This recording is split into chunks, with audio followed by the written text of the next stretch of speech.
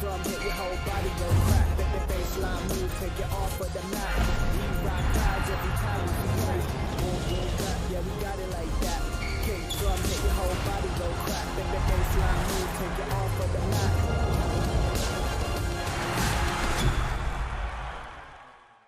Yes, welcome to the Heatcheck. I'm your host, Jaydee. New week, more vibes and even more basketball news to catch you up on. And look, joined by my brothers again on the sofa, again in their homes in our new virtual settings. But it's nice to see you guys. I've got the guy that bought the Jordan 4-5 like he was Jay-Z last week, Mr. Mo Moonsey. And I got the small forward who's peaceful on the court, but impressively intensive on it, Mr. Ovie Soko. Gentlemen, week 2 of our new virtual settings. How are you? Blessed up, my brother. It's great to be back again. I'm glad to be back, able to slowly get back to training outside of the house for about, an hour a day. It's good to be back to some kind of normality gradually, so, yeah. Well, it's only right that we start with, obviously, the updates that's happening around the league. The Commissioner, Adam Silver, held a meeting last week with the Board of Governors, with the sources close to the league revealing to us that there's an increased optimism that we're going to get a conclusion to this season. Now, I have to give you timescales because at this moment, the decision is going to be made as to whether or not they're going to resume within the next 2 to 4 weeks. Gentlemen, I'm going to come to you, Mo, first. What is your initial reaction to hearing this bit of news coming out of the league? I feel, from a player's perspective, for the guys in the league, it's great that the NBA want to kind of end the season and have a conclusion so that all the hard work they put in for so many months before the hiatus began, they kind of get a conclusion, get some closure with that, and they can find out who's really a champion. So it would have been a real shame for the record books to have like a year missing of no champion. So, I'm optimistic and I'm looking forward to, hopefully, fingers crossed, seeing some basketball back on our screens. Ovie, as you know, the conversations last week before that took place between the Players Association and the Commissioner, and we've seen sort of the polls and the conversations that have come out of that and the players wanting to resume. Are you seeing more building optimism to say that we are actually going to get a conclusion to the 1920 season? Yeah, man, I think everyone wants to see, an end to the season. Everyone wants to see how it's going to play out. There's been a lot of speculation about who people think are going to be the champions this year, and I think it's really honestly up for grabs with, between a couple of different teams. So, yeah, to not end the season with some sort of closure, I think it would be a shame. But at this point, yeah, just staying optimistic. Look, gents, we know that Hot or Not kind of grabs a lot of attention with this show. And before we get into it, we have to actually speak about something that's actually held the basketball attention for a long while during this hiatus, and that's The Last Dance. The final episodes are out now. I know both of you have kind of tuned in and enjoyed that whole docu-series with Michael Jordan. But there's been some questions that the viewers want to kind of know from both of you two that maybe you could help clear up for them, because there's still a lot of clarity and sort of undecisions around sort of things that were happening during that 90s era. So if I bring to you some of the viewers' questions one at a time, do you reckon you could probably clear out some of the things for them? Of course. Yeah. Do my best. The first one's for you, yeah? When you talk about that power dynamic between the GM and the head coach in basketball, people want to know sort of, how does that work? And also, could you touch on some of the comparisons from the 90s to the modern day era, what you're seeing today? That dynamic between the general manager of a team and the coach of a team, it completely differs on a team-by-team basis. There are some teams where they have very close relationships. When you're looking at the San Antonio Spurs of the 2000s, where you had R.C. Buford finding all these amazing prospects and working with Greg Popovich to talk about how they would fit into the system. And then there's others that are kind of more focused on other aspects, like the Houston Rockets, where Daryl Morey is a huge numbers guy, and he's very much focused on numbers and acquiring the players that his statistical calculations say will perform best, and then giving them to Mike D'Antoni to work with. So it's a completely different role, and I think it's evolved a lot over time.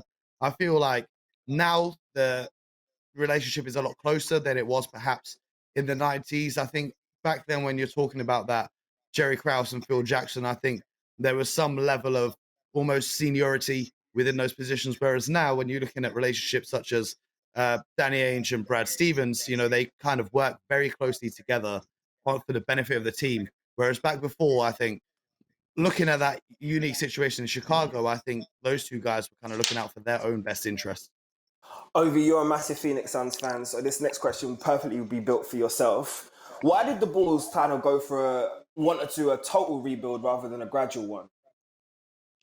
I think when it comes to rebuilds, there's different approaches you can take, but ultimately, we know how big sort of one player can be when you're talking about rebuilds. If you get the right player, someone who you can sort of build around, um, which is what I feel like it always tends to start with, um, bringing in a piece somehow, some way, whether that's trading for a piece or being able to draft a piece that can regenerate the life in into an organization. It that plays a big factor, and I think that's the ultimate thing when you're looking at rebuilds. To be fair. You know what, Mo? This next one's for you. Only because I've seen the sort of the clips that you do on your own YouTube channel, and you kind of broke this down perfectly there in terms of talking about those financial sort of advice that players kind of need. And after seeing Scottie Pippen stuck with that terrible contract, do rookies and the young players in today need to get better financial advice from the league? First of all, now the NBA do a fantastic job with the rookie induction program, giving the young players advice as they come into the league on how to manage their finances. But what's unique about the Scottie Pippen situation is I've done it explained detailed breakdown, but I'll give you a whistle stop tour right now. Is that the NBA salary cap and the contract structures back in the 90s were very different to what we have today. Back then, kind of the only rule pretty much was the salary cap that teams couldn't exceed.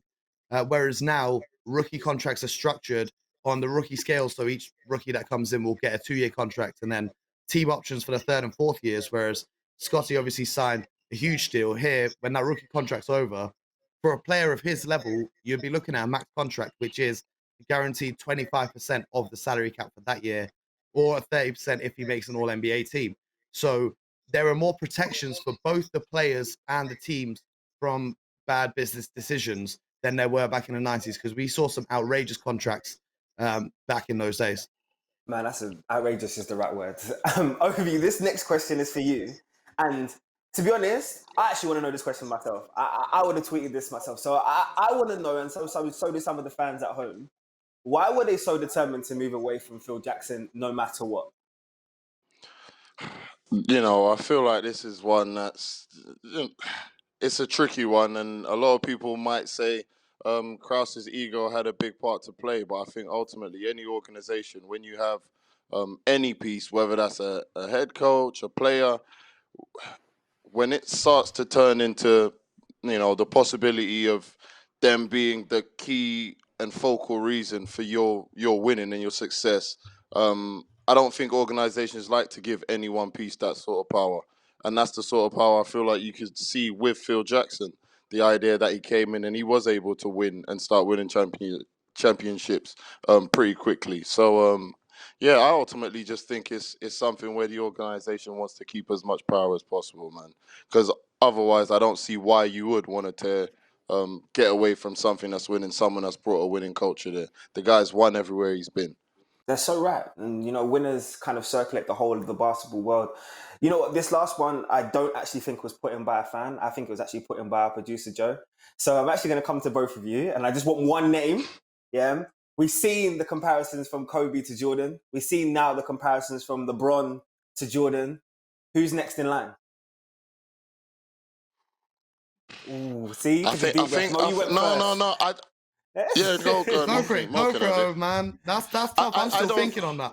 No, I don't think honestly, I don't think people are going to. I don't think there's any more players that will come that will be sort of compared to Jordan. I think now people will compare guys to LeBron James. Not to say LeBron James is the GOAT, but I think we've gotten away from that, even being able to compare guys to Jordan. Now, seeing what he's done through the last dance and just opening a lot of people's eyes to it, I feel like people now are really sort of appreciating the GOAT. You feel me? People are really, really sort of starting to appreciate, and I don't think anyone else will be able to be compared with Jordan, man. I think that discussion needs to be put to bed. He's saying it's over, Mo. He's saying No, that it needs to be conversation is put to put bed to because two of the best players, to ever pick up a that we've seen basketball. come after him, Mm-hmm. in LeBron James and Kobe. If those guys still haven't caught Jordan, then hey, man, like I don't know how much more impressive you can be as far as LeBron James and Kobe, what they both have been able to achieve, and still not being able to catch the GOAT, hey, I don't know. I don't think you can do anything else. Mo? You know, I kind of have to agree with Ovie on this one. The reason being, there could very well be a player in the future that comes in and wins more than 6 championships and is an absolutely dominant force. But for me, Kobe and Jordan, what separates them is the mindset and the mentality. And I just don't see many players in the league, and I don't see many young players growing up with that same almost killer instinct on the court and that drive. Not saying that current players don't have the same drive to win, but that Mamba mentality we talk about with Kobe and that edge that Michael Jordan just had over everybody, that ultra competitiveness. I think players were a lot more nice with each other and a lot more friendly than they were because it was a different era. It was a different time coming up in the 90s. So, I just don't think players are made in that mold anymore. Not to say modern players aren't great in their own way, but I just think that Jordan and Kobe are two unique talents that it's going to be very, very difficult to ever see someone like that again. I think at this moment it's just for us to say thank you to Michael Jeffrey Jordan for blessing us with this 10-part documentary during this time when we don't have any live action. And you know what? We're going to do a little bit to honor him too. So can we jump into Hot or Not and have a last dance special? You know what? Like, we were thinking about the topics we wanted for Hot or Not this week. And you're ready. All right, look. Greatness, the level of greatness is hard to attain that Michael Jordan achieved. Look, we could list here all day the achievements, the 6 MVPs in the final. We could do the 6 championship rings. But I think it's kind of hard to focus on all of those achievements without looking at the overall picture. And what I've kind of gathered from this documentary is that we kind of need to take the positives and the negatives. So my first hot take this week is, I think Michael Jordan was a little bit too hard on some of his teammates. What do you guys think? Ovie, I'm going to come to you first. That's cold, isn't it? That's cold. And I say that's cold for the simple reason is, Okay. the majority of people are not able to win on the level that Jordan won. So I think it's very tough for us to sit on this side of greatness and say that someone who was able to achieve greatness consistently and damn near every time, he was wrong to sort of expect greatness out of everyone around him. That's something, the things that he was able to achieve, who knows if he would have been able to achieve them if he wasn't as hard on his teammates as he was. Like, we don't know, but we do know that the formula that he did use, it worked, and it worked every single time he showed up in the NBA championship. So, yeah, man, like I find it hard to question his method of winning. It was flawless, 100%. Mo, you're talking about a generational superstar. You're talking about arguably most people put in conversation as the greatest of all time. Are you telling me that you're supposed to impress or elevate your teammates? How are you supposed to do that without being demeaning in the way that Michael Jordan is being depicted during this documentary?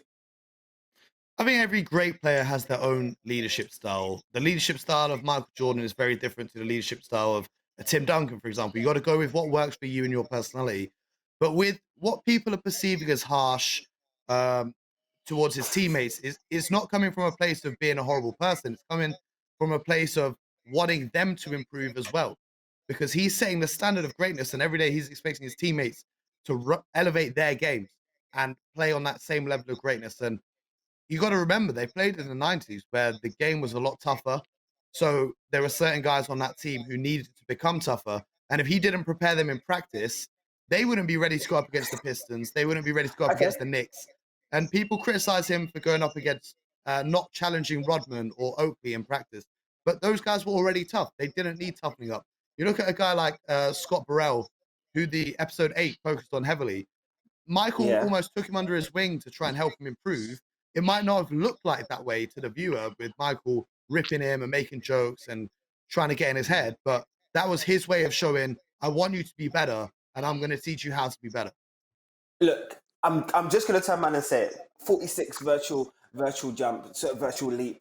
Like, he is a freak of nature in terms of both athletic and sort of mentality as well. How can you expect your teammates to be on that same level as you from both a physical standpoint and a mental standpoint consistently. How is that possible? I think when you're talking about professional athletes, physically everyone's gifted in different ways. They all bring different things to the table. They all have different talents. Sorry, but mentally, that's something that everyone has the ability to work on, and everyone can improve their mental approach. That's you. There's no area for slip up in that area. There's no room for slip up in that area. Sorry. So when guys say, okay, physically maybe you can only be pushed to a certain limit. Mentally, I feel like we all have the capacity to be pushed and improve every single day in that area. And ultimately, yeah, that's what Michael Jordan was trying to pull out of different guys. He was trying to challenge guys mentally, because to win championships, you're going to have guys that have a 40-something inch vertical on the other side of the team. You're going to have a tough guy on the other side of the team. You're going to have someone who can shoot on the other side of the team. But who's going to come out when it comes down to the nitty gritty and a real tough battle? Is the mentally tough side. Do you know what I mean? That was something that we saw early in the documentary when they faced the bad boy Pistons. You know, there was a point when they started complaining to the refs where the Pistons knew they had them. That had nothing to do necessarily with the physicality, but more so to do with, okay, mentally, they knew they could break them very, very early. Do you know what I mean? So, yeah, they had to Yeah, go I back into understand. the weight room. Yeah, they had to get tougher, but ultimately, they were able to break them mentally. If you You're can break someone mentally, they're beat. you're almost justifying the punch for Steve Kerr, though. I'm just saying. That's the lengths at which greatness pushes his teammates. All I'm saying is Steve Kerr became, I think he won 3 championships with the Bulls. Yeah. So I don't know. I don't think he's complaining about that side of it. Do you know what I mean? Okay. All right. Say no more. Staying on Steve Kerr, you actually linked me into my next hot take. And that's that these times in sort of when we have no live basketball, it's kind of made me feel a bit nostalgic. And thinking about the entirety of the NBA, not just the elite athletes, not just the generational athletes that we're kind of seeing now, but the players that have made an impact on every single sort of level and capacity, whether that's coaching, playing, executive, owner, now we've seen as well. And it helps build what we call an NBA CV. So my hot take is that Steve Kerr actually has the best overall CV in NBA history. Mo, I can see the smile on your face already. So, come just wait. Let me just give you context because you like stats, right? Let me give you context. 3 championships as a coach, 5 titles as a player, and also being a previous executive at the Phoenix Suns, selected number 50 overall in the second round. I'm telling you now, you're not supposed to make it out of training camp with those sort of statistics against you. And I bring you that resume, that CV stands up. And I'm not even talking about the individual accolades. The CV is Mo, all talk about to the me. individual accolades. That's literally what a CV is, my brother.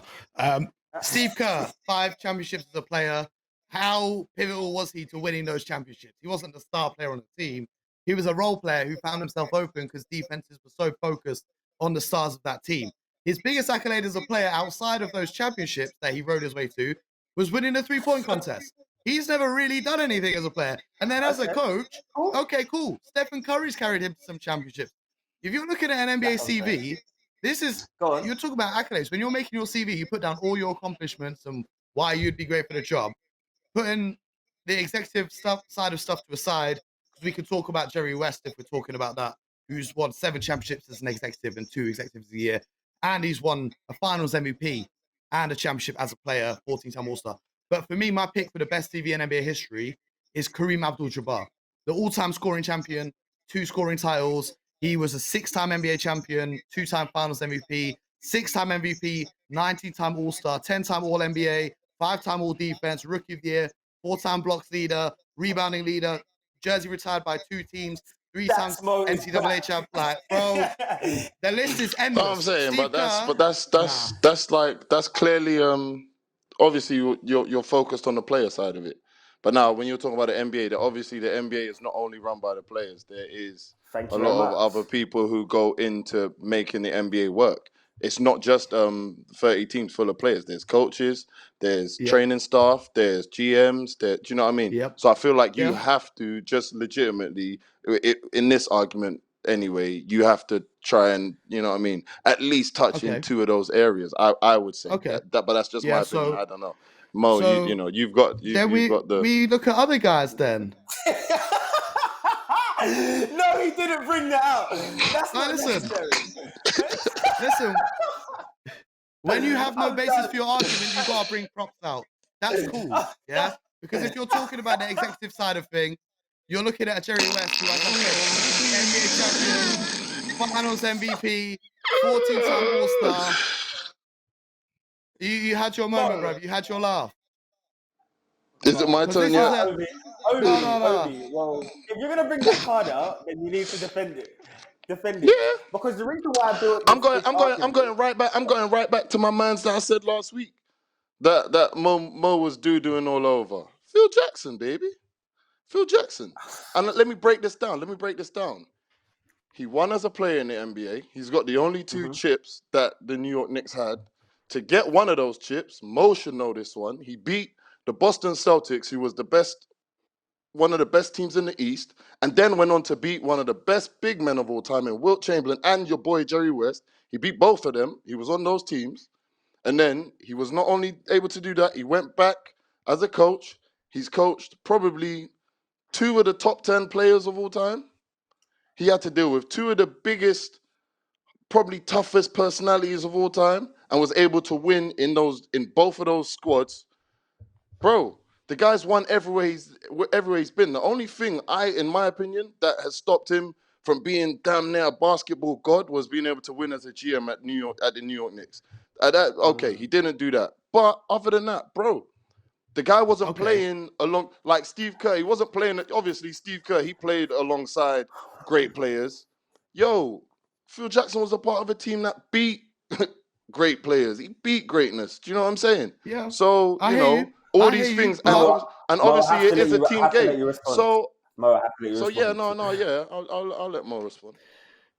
Phil Jackson, the 2 titles he won as a player, he wasn't the star of the team. He didn't win No, the he finals wasn't a MVP star. I like didn't Jerry say West. that. Jerry West he was a didn't. 14-time All-Star. He was an All-Star game MVP. And then Phil Jackson failed as an executive. As an executive, Jerry West has won 7 championships, 2 executives a year. And he's building teams like, you look at the role he played building that Warriors team. Look at the role he's played building this Clippers team. Where's Phil Jackson right now? He's nowhere to be seen. What is he doing? What are you talking about? You're talking about teams that have probably players that will go down, that will be Hall of Famers, right? What did Phil Jackson have to work with at the Knicks? Hey, listen, the Clippers didn't have these players going down. I'm just asking a The question. Clippers You know didn't have all these the players stats. before You Jerry know West all the masterminded stats. them. The Warriors You know didn't all have the these stats. players before he masterminded them. He's got these players on that team. That's why he's a good executive. If Phil Jackson was good at his job being an executive, he would have got those star players to the biggest basketball market in the world. He failed to bring it to New York City. That's the best position to be in. He's the best He coach failed. of all time. You can't He's have a won as failure on your resume Alright. and have the best resume. If you've got a massive failure fair on your enough. resume, you can't have the best resume. Any takers? You can bring all the props you want. You can have all the props you want. But you need to come back with a real basketball argument. Come back with a real basketball argument. I'm sick and tired of Man's this. using props, cuz. This isn't a Love Island challenge, bruv. Come with some basketball knowledge. This ain't Love Island anymore, bro. Come with basketball knowledge. I'm sick and tired of this, Mo. I'm sick and tired. I just wanted to. I got more basketball knowledge in my brain than you'll ever know. Let's just leave it. All right, look, let's Trust jump me. into this. And last it comes one, from then. Let's jump into experience. this And it last comes one. from experience. We played the let's jump same into number this of last NBA one. games, bro. We played the same number of NBA games. I mean, don't tell me about experience. this isn't the I did BBL work show. out for the Bucks. This I did work out for the Bucks and the You Golden worked State out. Did you Warriors. play for them? Did you play for them? How many times did you work out? This is not a BBL show. Okay, This is not a BBL okay, show. This is okay, an NBA show. We play the same number of NBA This games. is the guy. Make another prop. Okay, Make Stephen another A. prop. Do your Okay, thing. Stephen A. Do another Okay, thing. Stephen A. Make another prop. Okay, Go and get Stephen it on A. paper. Make another Okay, prop. Stephen A. Gentlemen, Okay, Stephen A. Gentlemen. Yeah, man. I Okay, love Stephen A. This became a Get meme me. all within the space of 2.5 minutes. But I still got one more hot take. Yeah? okay, since Steve Kerr's been such a common theme and roused you lot up in that way, the reason why I brought Steve Kerr up in the previous thing is because obviously, as you know, he was head coach of the historic Golden State Warriors team, 73-9. He was part of the process that was a 72-10s team in terms of that 95-96 Chicago Bulls. And I come to you to say this because obviously he's overseeing both, and he actually gave me my final take. That 95-96 Bulls team is the best team ever. Ovie, since you have so much to say last time, you can go first. Yeah, I mean, I don't think there's any arguments with that. I wouldn't argue with that. I don't know. Mo might probably argue with it, but I think they're the best team of all time. They were the best offensive team in the league that year. They were the best defensive team in the league that year. One of the best players, well, the GOAT. I had another Hall of Famer on their team. I mean, I find it hard to argue with that, to be fair. Mo, just before you come in with your take, I just want to say to you, look, on paper, a lot of people will turn around and say, and a lot of the new audience will turn around and say, but what about that Golden State 15-16 team? They have the best record in all time of history. They have some of the, and as you've quoted, I've heard you say it, the best backcourt of all time. And the best one. Yeah, there you go. There you go. So that sounds like a Mo statement. Absolutely nonsense. Absolute nonsense. No one's asking you, bruv. I'm talking here. Yeah? They may have the best basketball backcourt of all time, but 73 wins ain't a thing without a ring. Had they have won that, then the conversation would be entirely different. But the 96 Bulls had the best net rating of all time. They had arguably one of the best defenses of all time, and they scored 1,200 less three-pointers than the Golden State Warriors, which means they played in a completely different era. And if they had played in the modern era where the defense is more relaxed, they would have put up even more buckets and been even more dominant. So, no one's touching that 96 Bulls team of Michael Jordan. I have to ask you both, though. Okay, if you weigh the two teams up against each other, and I know we're going to have the conversation about eras, but who is stopping Klay and Steph in that situation? We have to take into consideration the era they play in and the style that they play in. I just want to make it clear to you, if either Steph or Klay go off, who on that 95 Bulls team is stopping them? Bro, you can just put Jordan and Pippen on them. What, you really think they're worried about Harrison Barnes at the 3? Jordan and Pippen, two of the best defenders ever. Are you mad? Yeah, I don't know. I don't know. Hey, Jaydee, I don't know where you're coming with that one. I don't know where. Draymond Green going to put on 50. Oh, man. Yeah. Don't worry. Andrew Bogut will put a triple. Draymond might have kicked a couple folks, but that's probably about it. Rodman will make that brother silent, bro. Trust me. Oh, yeah. No. Dennis Rodman, he ain't kicking no one. So you're saying, player for player, if we weighed it up, 95-96 Bulls against that 15-16. Bulls will the 95-96 Bulls, they would have chewed them up. Chewed them up? Are you forgetting how good that Golden State Warriors team is? There's greatness. There's greatness. I'm saying there was greatness in the Warriors. Like, we all know that was a great team. But now when you combine the level of talent and just the dog mentality that Jordan put in that squad, it's a whole nother animal. It's a whole nother beast. You're not even. There's a lot of factors that, some of them Warriors players might not have showed up. They might not have shown up. That's all I'm saying. Gentlemen, this Hot or Not has been legendary. It's created some moments that I won't be forgetting. But let's jump into Off the Court. And our very own Mo has been looking into the future of the reigning MVP, the future of the Greek Freak, Giannis Antetokounmpo. With the NBA's Most Valuable Player award still yet to be decided, there are only two names on everybody's mind. For most, the decision is simple. Reigning MVP Giannis Antetokounmpo has been the most dominant player on the most dominant team, putting up almost 30 points in just 30 minutes a night. For others, a late media push has led to LeBron James having his name mentioned in contention for the accolade. At the age of 35, putting up 26 points, 8 rebounds and over 10 assists a night is no easy feat. Whether you pick Giannis or LeBron, one thing is clear. These two players are the most dominant stars currently in the NBA, but the similarity doesn't start and end here.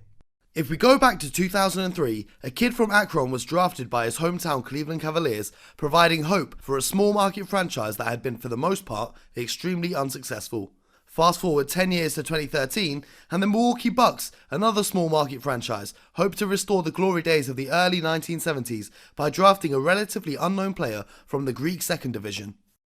Both players started their NBA careers at the age of 19, and it took them both just 6 years to pick up their first MVP award. In 2009, LeBron James was crowned the most valuable player of the league, an award that he would pick up again the following year and then again in 2012 and 2013. 10 years after LeBron's first MVP, it was Giannis' turn to pick up his own as he emerged as an almost unstoppable force during the 2019 regular season. With Giannis expected to win the 2020 award, both he and James would have won MVPs at the ages of 24 and 25. But the comparison runs deeper than just awards. At the age of 24, when both players won their first MVPs, some of the advanced stats are eerily similar, and when I say eerily similar, I mean identical. A player's offensive rating refers to the number of points produced by a player per 100 total possessions. For Giannis and LeBron, this number was 121. On the other side of things, a defensive rating refers to the number of points that the player allows per 100 possessions that he individually faced whilst on the court. For both Giannis and LeBron, this number was 99. Both are absolutely dominant forces who excel in transition, and they both began their career with a subpar jump shot. However, let's step away from the similarities on the court and look at their careers once again and see how they could almost be identical. At the age of 27, after winning 2 MVP awards with the small market Cavaliers, LeBron James still couldn't get over the final hump to win the NBA championship that he craved so badly. The Cavs failed to pair him up with a second star, so he famously took his talents to South Beach during free agency to team up with Dwayne Wade and Chris Bosh, where the trio would go on to win 2 NBA titles. In the summer of 2021, at the age of 27, Giannis will also be a free agent and have the option to leave the small market Milwaukee Bucks. He's already expressed how strong his desire to win a championship is, with his teammates Middleton and Bledsoe often being questioned as being good enough talents to win a championship alongside the Greek Freak. Could he look to follow in the footsteps of LeBron and move to a different team? Rumours have been swirling about his friendship with Golden State Warriors point guard Stephen Curry, and Toronto's GM Masai Ujiri is known to have an active interest in recruiting Giannis. Only time will tell when Antetokounmpo ends up, but if he does continue to match LeBron's career path, the next 10 plus years are going to be very scary for the rest of the NBA. Hoop genius. My brother, Hoop genius. Like, very interesting feature. Loved it. Loved the projections. I see you got your GM hat on again. Appreciate you, my brother. Here's a quick fire question. And I think probably Mo would want to know what Ovie's kind of thought process is behind this. Ovie, if you were Giannis, as you heard Mo just turn around and suggested the options that he has, what would you do? I'll try and build a legacy of my own. The guys around the NBA that have been the most respected. Obviously, LeBron James is of a new era where the superstars are moving around a lot these days, so it just seems to be something that everyone's doing. But I think it would make him very unique if he stays put. Do you know what I mean? And if that means enough to him, then he would stay put and he'll stick it out. Obviously, there's been players who have stayed put and they've suffered for that, and they haven't been able to win the championship. But it just depends what means more to him. Is it about going somewhere where it will just get easier for you? I don't know. And Giannis having been a huge Kobe fan, I feel like I know what Kobe would say. But uh, th- that's just that's my opinion, and that's what I think should be his deciding factors when it comes to whether he's going to go and move somewhere else. Because if he goes somewhere else, he can definitely win the championship, 100%. But now the question is whether he'll be able to win the championship where he is. There's no doubt in anyone's mind if he goes and plays with Golden State, they'll be able to win the championship. I don't think I think that's a no-brainer. But the challenge for me with a talented guy like that is win where you started off. Do you know what I mean? Um, so we'll see. Mo, I know, look, you're good at analysing sort of basketball personalities and the various ones that we have within the league. But I would come to you and say, knowing Giannis's personality, do you see an element of attractiveness for him to stay with the Bucks? I think the biggest element in that is Giannis is a huge family man. Of course, his brother's there. He's moved his family out to Milwaukee. And the Milwaukee Bucks have changed his life. They've taken him from Greece all the way to the States. If you guys remember when he was a rookie and he was just amazed by the concept of smoothies when he first moved to Milwaukee. And like to see this guy in the NBA who's so happy about such a simple thing, you can really tell that they've changed his entire life and how grateful he is. And that would be the factor in what makes him want to stay. Having said that, you're looking at who they're running him with. Are you looking at Middleton and Bledsoe as two guys that are going to help you win an NBA title, or you could play with a Siakam, or you could play with a Stephen Curry? And at the end of the day, as cool as it is to stay with one franchise and be loyal, people forget that even Kobe Bryant in 2007, before they traded for Pau Gasol, was demanding a trade away from the Lakers. So, it's often people remember you how your career ends, not the things that happen along the way. When LeBron retires, are people going to remember him changing teams, or are they going to remember him being such a dominant force? I think, you could try and play your hand like a Dirk Nowitzki, who stayed with the same franchise and got lucky with that 1 year run in 2011, but that's not guaranteed. That was a unique situation that happened for him. So with Giannis, his prime years are still coming up ahead of him, but you don't want to waste those prime years alongside teammates that won't be able to help you to win that championship, because no one can win a championship on their own. So you've got to look at all factors considered, and see what happens with that. You know what? I want to ask both of you a question as well, because it's obviously been a rumbling debate within the NBA community. And you can just go back to back, because I honestly think you might actually agree here for once. Who's going to be the MVP this year? That's what we want to know. Oh, Giannis, man. I think it'll be Giannis again. I think it'll be Giannis. I think LeBron James, there was a lot of discussion, just because, as wild as it might sound, just LeBron James' productivity at his age, it's nuts. It's crazy. So, LeBron James is clearly proven that he's still great. But I think just numbers wise and everything Giannis has been able to do, I think he's a clear winner for me, man. Mo? Yeah, the Lakers are clearly the most dominant team in the West, and the Bucks are clearly the most dominant team in the East. But LeBron James does have Anthony Davis on his team helping him out, whereas Giannis, there's kind of a little bit more responsibility on him. So I think he has the edge, although they're both putting up great seasons, but I think Giannis runs away with it. That's not fair. You can't turn around and penalise a guy because he's got Anthony Davis on his team. Look at the numbers he's putting up, though. And we both. But hey, you see what you just said? Do you see what you just said, though? No. I check what you just said. This is what this is what it comes down to when you're talking about greatness. What we were just talking about Giannis not moving teams. Okay, you can move teams and win championships, and it's all good. But now, after you've already won them championships, and then when it comes to this whole greatness discussion that all of these great players are after, that becomes a factor. It's not a factor for most guys. It's not a factor for most all-stars. It's not a factor for, most of the best players that have played. But now when you really want to be in the discussion for the elite of the elite, all these things come into play. Now there's guys that will change teams and win chips, but those guys are never going to be in that conversation as far as being one of the elites that's ever played the game. And I feel like Giannis has that opportunity. Do you know what I mean? Just to put it into perspective a little bit, because it's literally what you just said, and that's the approach everyone would think about it. They'll be like, oh, well, he had him on his team when it comes down to that elite discussion, you feel me? But yeah, man. I think there's different levels to it. There's, if he was to join a Golden State, it would be very different from him joining a Toronto, or for instance, for example, obviously will never happen, but if he joined the Wizards and paired up with Bradley Beal, that's a very different move to LeBron teaming up with two All-Stars and KD joining that Warriors team. There are moves that Giannis can take to maybe join another star who's kind of stuck on their own, like a Pascal Siakam, that wouldn't put him in a negative light. And they would probably go down if, they're both young guys, 24 years old, 25 years old, and they go on a 10-year run of absolutely dominating the NBA. They would go down as one of the most dominant duos to ever play the game. But you know what I say, though, Mo? They change teams, etc. Do you know what I'm saying, though? When you're talking about Giannis is the greatness here, let's be real. Do you know what I'm saying? And with Jordan and Pip, they brought Rodman to them. That's what, when you're the greatness, when you're, you know what I'm saying, what the team ultimately will be built around, regardless of where you go, with a couple of exceptions. And I don't even think there is any exception in Giannis's case.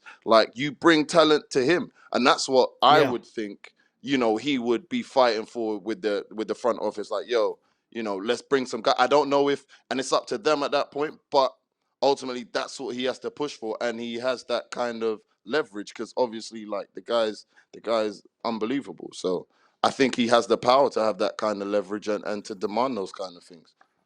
I think it very All I much know- depends on how this season pans out as well.